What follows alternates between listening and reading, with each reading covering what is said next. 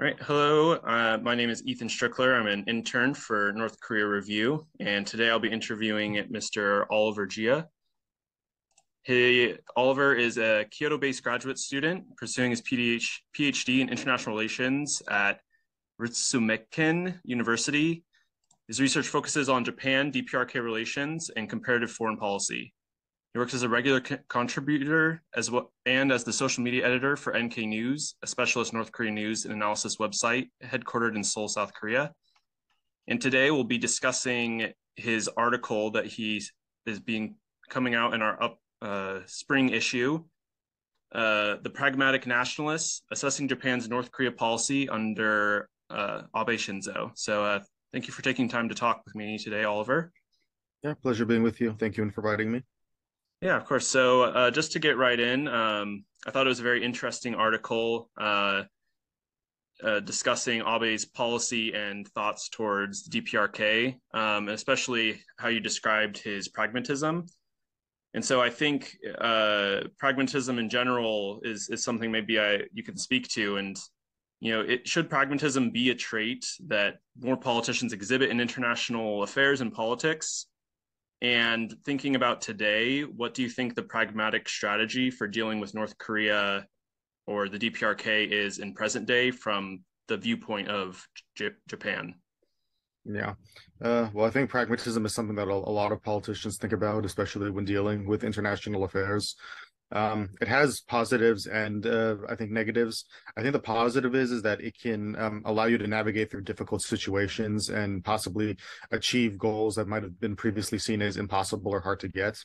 But I think the downside of pragmatism is it's usually focused on short-term gains, where you might be able to get some positive benefits for your country versus another state in like the short term, in the present day with maybe one administration, but down the road it might not necessarily lead to lasting change. And as I illustrated in my paper, I think Abe, because he was prime minister for so long, especially much longer than any Japanese prime minister before him, he had to deal with North Korea in a way that was, I think, quite more challenging than other ones before him. Now, somebody like Koizumi, for example, he directly met with Kim Jong-il in 2002 in Pyongyang. That was the first time Japan had like a direct summit with North Korea.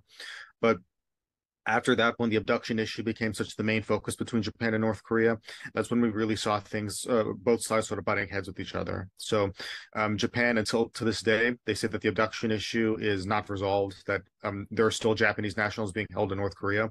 But North Korea claims that it is a resolved issue, that we solved this in 2002 when we met with you the first time, and anything else is just, extending this, forever and ever.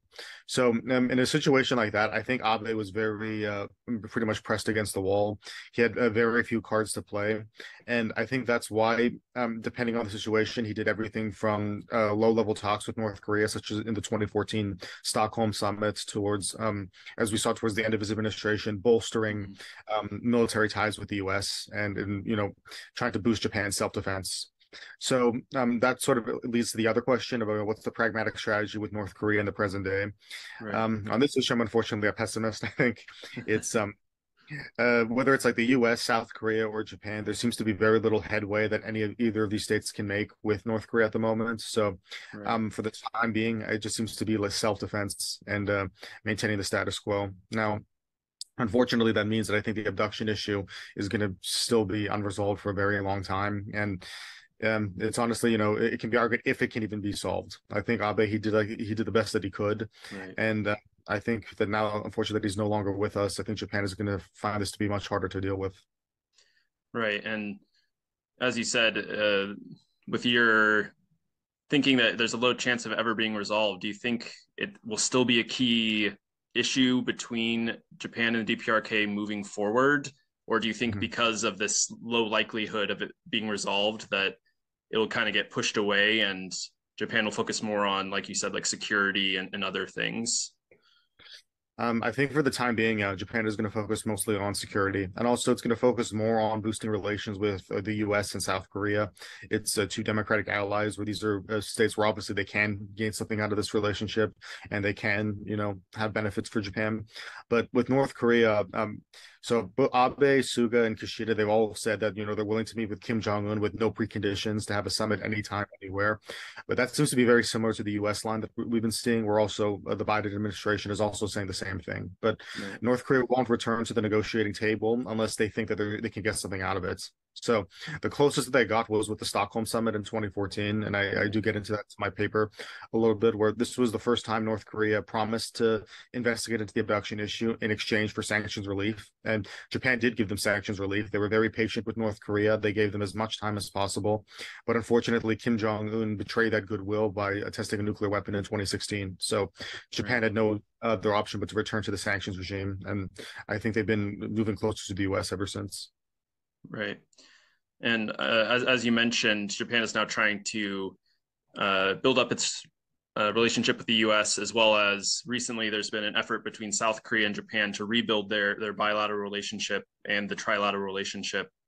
And I wonder if that improvement of ties between Japan and South Korea maybe changes the equation, or I mean, like you said, it's North Korea doesn't seem to be willing to meet in any ways, but I wonder how you think this like bolstered trilateral alliance and bilateral alliance maybe changes the equation for how Japan tries to engage with the DPRK moving forward.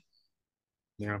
Well, I like the quote by economist Thomas Sowell, where he says there's no such thing as solutions, only trade-offs. So Mm. I think Japan is really looking at the strategic calculus of what it can do in the current geopolitical situation. So also South Korea also follows this line too, where they think at the moment the best is to increase ties with the U.S. and to improve bilateral relations with the U.S. So the benefit of that is that I think it'll allow these three states to work in cohesive harmony together previously than before, especially with Japan and South Korea trying to improve the relations. But the downside of this, the trade-off, is that North Korea is going to view this as just it's like a trilateral alliance against North Korea, and it's going to push them away from ever wanting to come back to the negotiating table.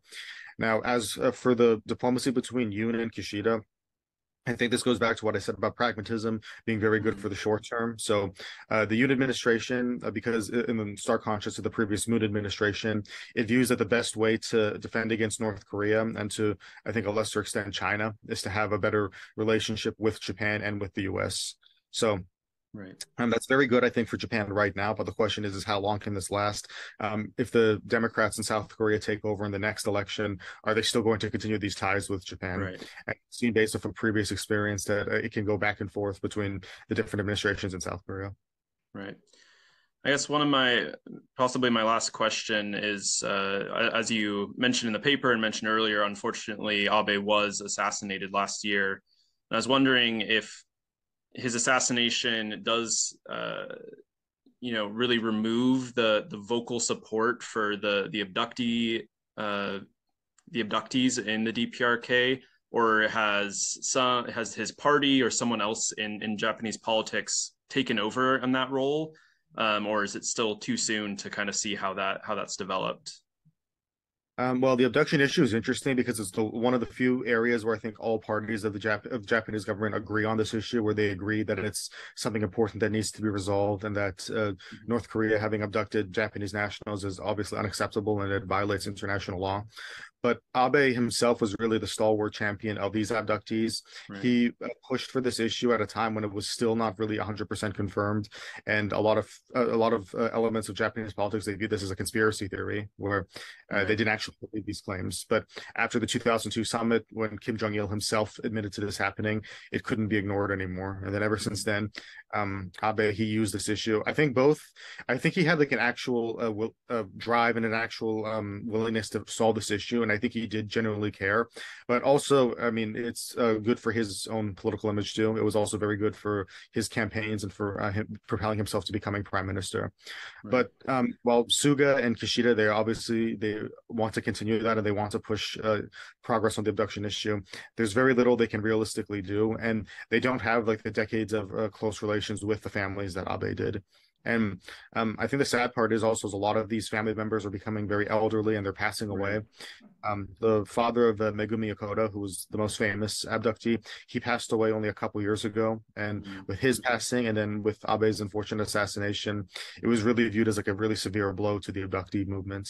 But I think as long as they're still around, they'll still keep pushing. But in a sense, it's almost similar to the comfort woman issue, where you have very Right. elderly people that are pushing for this to happen. But the question is as once these elderly people slowly pass away and the original voices are gone, is this still going to be a political issue that can be used, and is it still going to remain in the public consciousness? Right.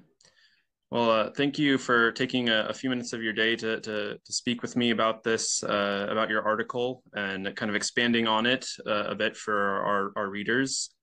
You can find Oliver's article in our spring 2023 issue, where you can read it for yourself and come to your own conclusions. So thank you again, Oliver.